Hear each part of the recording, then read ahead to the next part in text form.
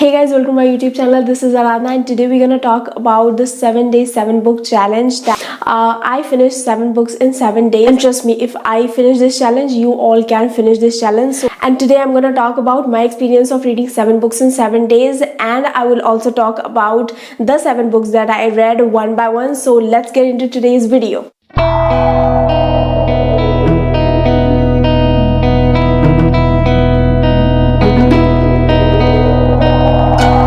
So the very first thing that I did before taking up this challenge was to create a list of books that I really wanted to read for a long time. So I made a list of 10 books which will be visible here with that I wanted to read during this challenge. So the one question that you might be asking is that why the hell did I choose 10 books when I had to read 7 books? The thing is that I am a very moody reader. That's why I chose extra 3 books so that if I have to switch to other books, I would have the options ready for myself. So the second tip that I want to give all of you is that while making this list, do keep in mind that you don't want to exceed above 300 pages because that would be very difficult to finish in one day. So like 7 books in 7 days means that you have to finish 1 book in 1 day. My advice would be to not exceed above 300. That is like the maximum limit that I can read in 1 day. So keep that in mind and then prepare a list. Coming back to the books I read during this challenge, the first book that I read in this challenge was And Then There Were None by Agatha Christie. So the thing is that I have never read a book by Agatha Christie before this one, so I thought why shouldn't I start with a new author and something which is interesting. And I had read a lot about Agatha Christie, I had read a lot about this book, so I thought why shouldn't I start with this, and I have no regrets that I started with this book. This is like the greatest suspense thriller of the world, I would say. I mean, and if you all have not read any book by Agatha Christie, please start with this one. You will not be disappointed. You have my assurance. You are never going to regret reading this book. This is one of the finest suspense thrillers that I have read. At least this is my opinion. So I will try to give a spoiler-free brief of this book in just 2-3 sentences, which is that this book has 10 people on an island where they are invited. Actually, 2 of them are servants and who are killed one by one on a mysterious island. And I think that is the only thing you need to know if you want to just read this book, because if I would tell anything other than this, then that would be a spoiler. So I don't really want to spoil this book for you, so do check it out. I really did liked it. So the second book that I read after finishing And Then There Were None was Leah on the Offbeat by Becky Albertalli, which is I think the 3rd book in the Simon Verse series. So the whole and sole reason why I picked up this book was because I liked Simon and the Homo Sapiens Agenda, but I am quite disappointed with this book because I think though the storyline is good, it is about this girl Leah who we met in the Simon and the Homo Sapiens Agenda. He's Simon's best friend actually, and we saw her in the background in the Simon and the Homo Sapiens Agenda. But the thing is that Leah on the Offbeat is totally confined to her world, and how she comes out as bi to her friends, and what kind of things are happening inside her head, and what kind of things she has to face as a fat girl who is supposed to be stereotyped all the time. So the thing is that this book is written very well. Actually, I think this book is not edited very well. It feels like it's a first draft of a book. Yeah, I think this book was not very good, not very bad. It's a decent one-time read if you want to read this book though. But I think if you want to start with Becky Albertalli, then start with Simon and the Homo Sapiens Agenda. So coming to the 3rd book that I read during this challenge was A Study in Scarlet by Arthur Conan Doyle, and that is the number 1 book of the Sherlock Holmes series. So I read A Study in Scarlet, and I think I don't really like it, but I like it. I mean, I like the first half of the book. I think the book is the novel is divided into 3 parts. The first one talks about Sherlock Holmes and how Dr. Watson meets Sherlock Holmes for the very first time, and this is the first book that you need to read if you want to start with Sherlock Holmes. And the thing is that the second half of the book seems like a documentary, and it is really sometimes it becomes boring. I mean, it is interesting, but you feel like you have come from come to another planet, sort of. So the thing is that I did not like that part, but I think the way BBC has portrayed this, changed this ending of the book, I think that I like actually. But the real ending of the book is quite great actually. But the thing is that the book is a sort of, cutting between the flow of the book. So I think that is where the book lags. I think it will get better in the second novel, and I am starting with the next book. So I think it would get better. So and if you want to really go into Sherlock Holmes, you will have to read this book, because this is the first book where the introduction of Sherlock Holmes is there, and the introduction of Dr. Watson is there. Their past and all those things are revealed. So I think this is a must read for all the Sherlock Holmes fans there. So the fourth book that I read during this challenge was The Perks of Being a Wallflower by Stephen Chbosky. So the thing with this book is that it is written in the form of a diary entry by this guy named Charlie. He is in high school and he has lost a friend just now. And he is trying to make new friends where he does not know anybody, and he really is sort of, alone.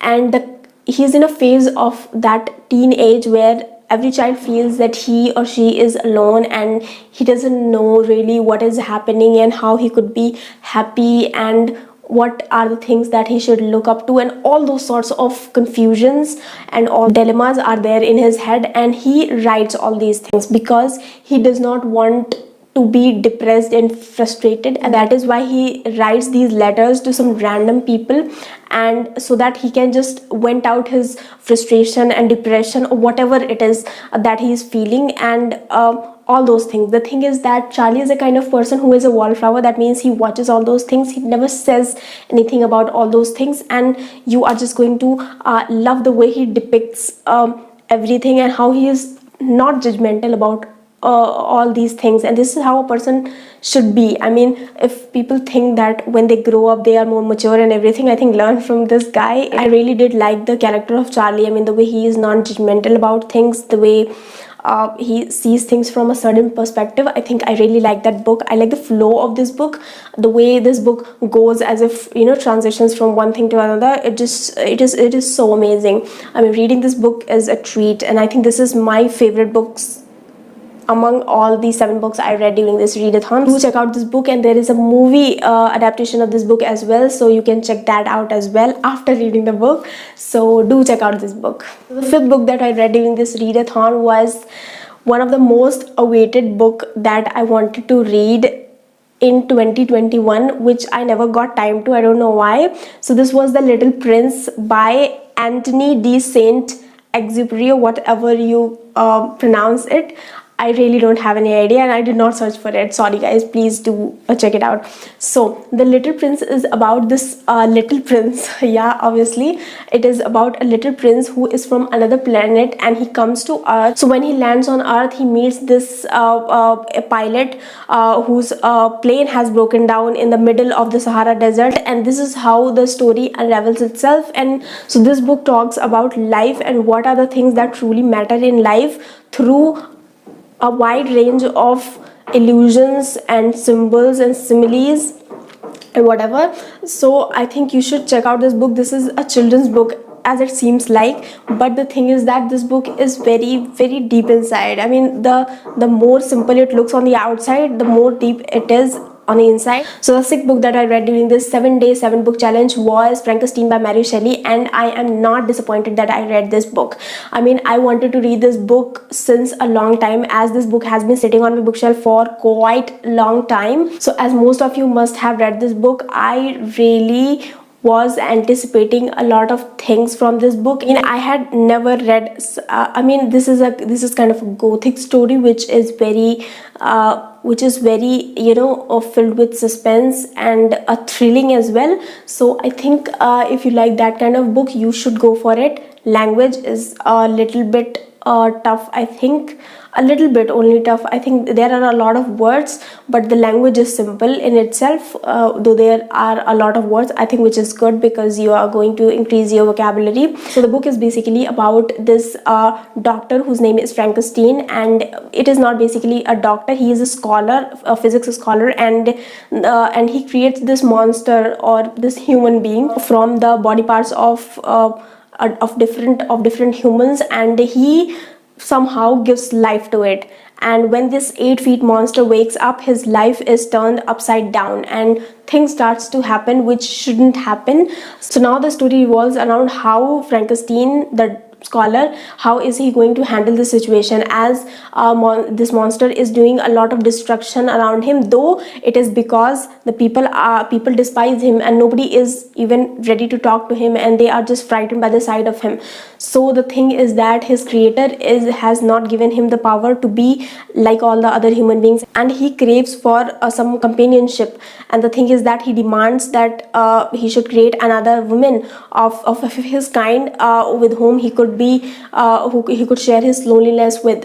So this book revolves around all that. So I think the clear message that this book wants to give is that we should not tamper with nature, we should not manipulate it, just let it be in its natural form. So that is the best. I really did like this book, and I think you should check this book out as well. I think it is a little suspense gothic, not like horror, but it has a gothic element in it, and I think really I liked it. This book. The last book which I decided to read was The Christmas Carol by Charles Dickens. I have read this book before as well. I really do like this book. So this book revolves around this Christmas night where this person Scrooge is alone because his business partner has died, and he is a very frugal soul, and he is around like I have a lot of money and I will not talk to anybody, and all of these moral things are waste of money. Christmas, celebrating Christmas, being with friends is a waste of time and waste of money, so all those things. So his business partner comes to as a spirit, and he tells that he will be visited by 3 ghosts in 3 successive nights, and all these 3 ghosts, they come from one is from Christmas past, one from Christmas present, and one from Christmas the future. So the thing is that ghosts tell him that what kind of things have happened with him and how he has behaved and handled those situations, and how he is dealing with them, and how he will be remembered for all the things he has done in his life. Because ultimately people remember you for who you are, not how much money you have or how much possessions you have and all those things. So I think this is a very good read for anybody. The language is difficult because Charles Dickens do write such lengthy lines sometimes, and lengthy words as well. So I think you are going to have a lot of words, but do give it a try. It is very small book, I think barely 100 pages, and you can finish it. That is why I took it in the very last, because I was very tired from reading. I mean, 6 days, 6 books.